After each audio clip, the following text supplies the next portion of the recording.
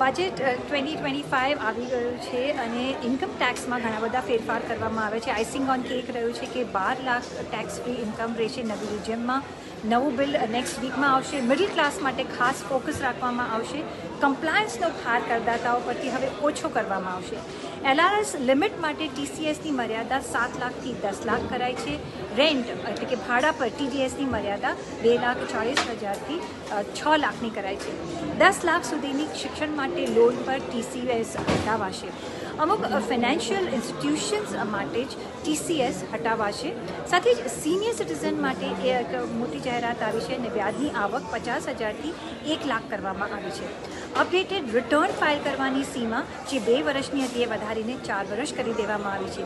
સાથે જ કેન્સર કે રેર 36 લાઈફ સેવિંગ ડ્રગ્સ પર કસ્ટમ ડ્યુટી નાબૂદ કરાઈ છે અને અમુક કસ્ટમ ડ્યુટી જે 5% રાખવામાં આવી છે લાઈફ સેવિંગ ડ્રગ્સ પર, એવા પણ થોડા ડ્રગ્સ રહ્યા છે.